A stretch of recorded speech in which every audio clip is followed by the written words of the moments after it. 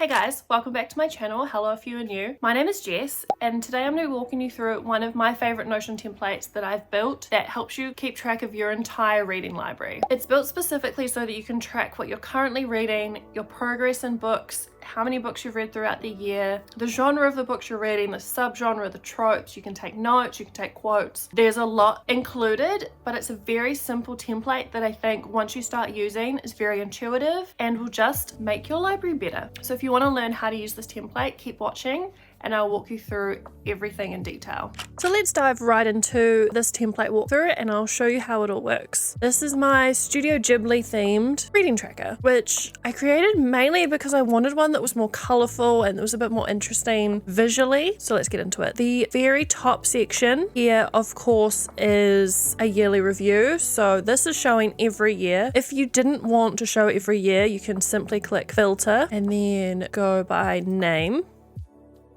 And contains 2023.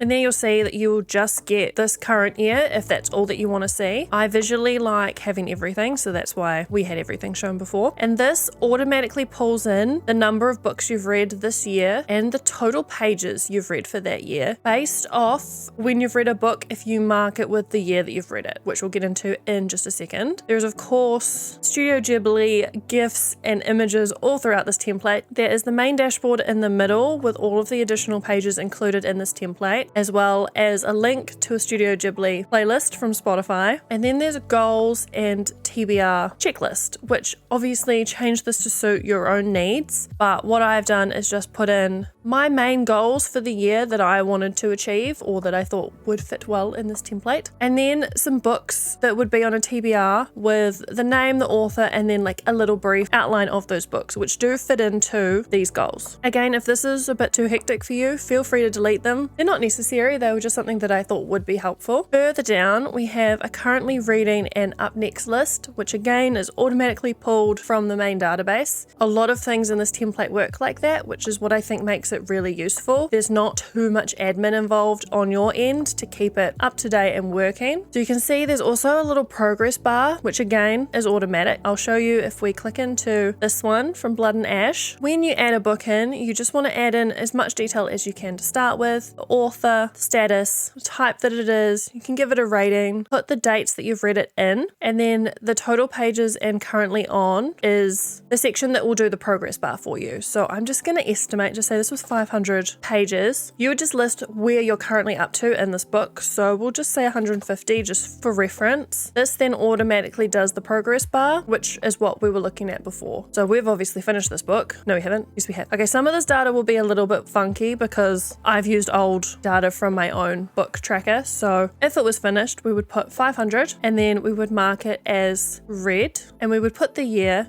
as 2023. So that will now show in our yearly tracker up here is showing we've read one book that is 500 pages long. And that is one of my favorite things in this tracker is you can clearly see each year how many books you've read and how many pages you've read, which if you, like me, have reading goals for the year, makes it very clear to see what you've achieved and how you've improved year to year. I'll just come a bit further down to show you the main library database, which is this big database down here. So of course you've got all of your usual data, the title, the status, the rating, genre. There's also a subgenre and a trope section so that you can really categorize your books and dive into specific tropes if you want to find them later. There's obviously the author section. There's the year, which is what we mentioned before, which will pull into your yearly tracker database. And then the dates that you've read them, because I just sort of like to keep track of when I read something and also how long it took me to read something. That is why everything has sort of a start and end date included. I'll dive into each page and show you how those all work also. But first off, if you want to add a book, there's a handy little button just here that you just click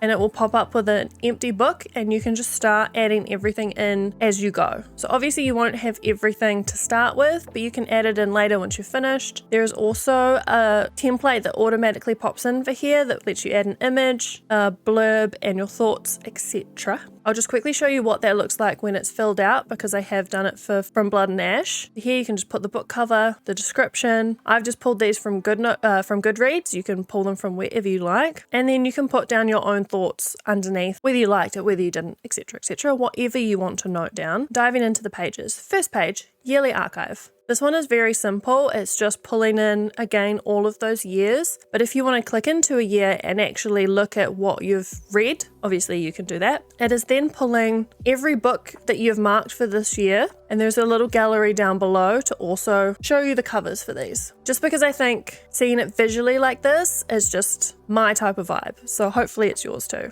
This again is automatic. This gallery is pulling data with these years noted, so you don't have to do anything and it is automatically going to do that for you. The next page is a notes and quotes section, which is not one that I've ever personally used, but I thought a lot of people would want, so I made sure to include it. Again, you can just add a note and attach it to either an author or a book so that it will come up under that book later if you ever want to find it again. And the same with the quote. You can see I've put one in here as an example. Quote.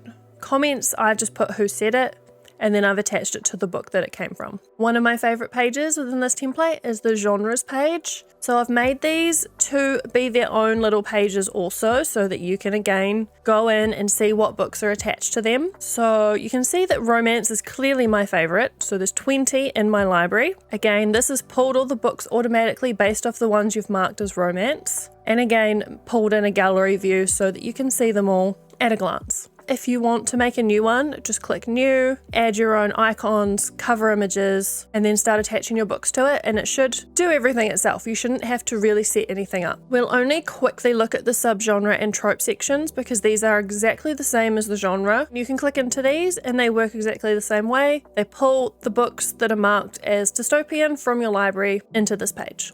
And then of course, trope is again the exact same thing. I've only got one as an example in here, enemies to lovers, because it's the only one I could think of at the time. But add any tropes that you want into here to really customize it to your own library. The very last page is the author page, which again is very simple. It's just pulling in all the authors that you have added into your library and marked how many books you have by that author in your library. You can also add any notes next to it, which pulls into the notes database from earlier. And you can also give each author a rating based on how much you like them, and that will help you know who to look out for when you're wanting to get new books. So again, the whole template is themed around Studio Ghibli. It's just trying to make everything pretty and colorful and just aesthetic to look at, because I personally find if things are aesthetic, I'm going to go back and I'm going to use them because I'm such a visual person. So hopefully this will also work really well for you as well. One quick last thing on this one is there are different views in the library. Of course, there's a visual view where you can see all of the book covers that you've added in. There's a TBR list. There's a currently reading list. Up next, your 5 stars, your favorites, and those books that you've paused that you know you want to come back to because you haven't finished them, but you've gotten distracted by something else. You should be able to find everything that you want within these lists. And while I've been showing you my Studio Ghibli one, I also do have the exact same template, but it's themed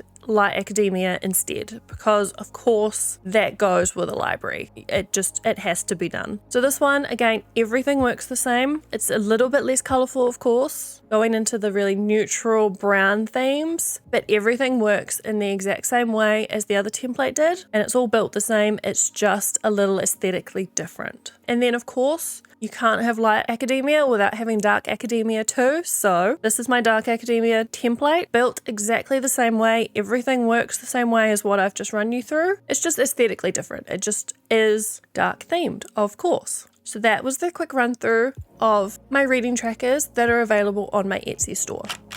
I hope you found that video helpful, and I hope the tutorial sort of gave you some insight on how you can really use this template yourself and get the most out of it. If you're interested in what Notion is, I have a link down below. It's completely free to use. Ever since I've started using it, I haven't stopped using it. So I clearly highly recommend it. Next week, we'll be doing another template walkthrough, but this one will be for my media gallery template, which is what I use to keep track of what I'm watching, both TV shows and film. So if you're interested in that, don't forget to subscribe so that you don't miss any upcoming videos, and I'll see you in the next one. Bye guys.